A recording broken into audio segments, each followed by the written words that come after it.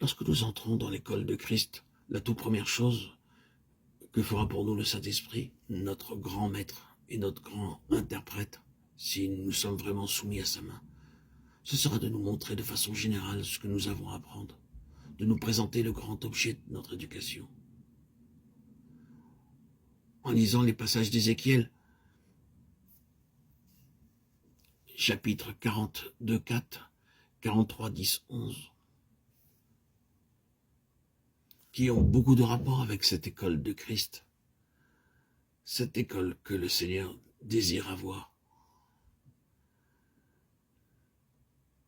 Un jour où la vraie expression de la pensée de Dieu avait été perdue au sein de son peuple, et où le peuple de Dieu n'était plus en contact immédiat avec les pensées de Dieu, l'Esprit de Dieu posa sa main sur les prophètes, emmenés dans ce pays lointain et dans les visions de Dieu. Il le ramena en esprit à Jérusalem, il le transporta sur une haute montagne, et lui fit cette présentation d'un nouveau temple, duquel jaillirait un fleuve d'eau vive, qui devait couler jusqu'aux extrémités de la terre. Il continua ensuite en entrant dans les détails les plus minutieux de toute cette vision. Et enfin, il enseigna aux prophètes comment il aurait à présenter la maison à la maison d'Israël afin de réveiller et de rétablir sa vie spirituelle, en conformité avec cette grande révélation si vaste et si détaillée de la pensée de Dieu. Révélation dont le premier effet sera de rendre tout le peuple confus et honteux. Il se peut que le temple d'Ézéchiel doive encore être littéralement établi sur la terre.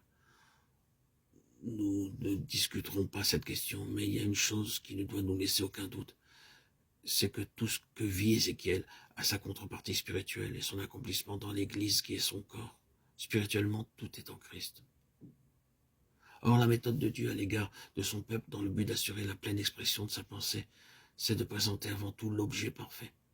C'est ce qu'il fit lorsqu'au Jourdain, il déchira les cieux et déclara « Celui-ci est mon fils bien-aimé, en qui j'ai mis toute mon affection ».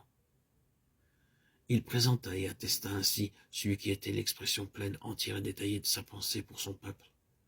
L'apôtre Paul, en des termes qui nous sont familiers, proclame expressément ce fait. Ceux qu'il a connus d'avance, il les a aussi prédestinés à être conformes à l'image de son Fils. Romains 8, 29. Celui-ci est mon Fils bien-aimé, en qui j'ai mis toute mon affection, conforme à l'image de son Fils. Nous avons la présentation et l'attestation, puis la déclaration du dessein de Dieu, en relation avec son Fils.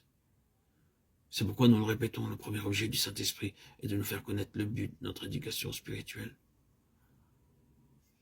Il doit premièrement révéler Christ en nous, et ensuite se mettre à l'œuvre pour nous rendre conformes à Christ, pour apprendre Christ. Il nous faut avant tout voir Christ.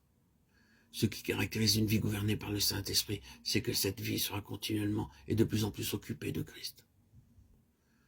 Que Christ deviendra pour elle de plus en plus grand, et à mesure que le temps s'écoule, toujours plus merveilleux.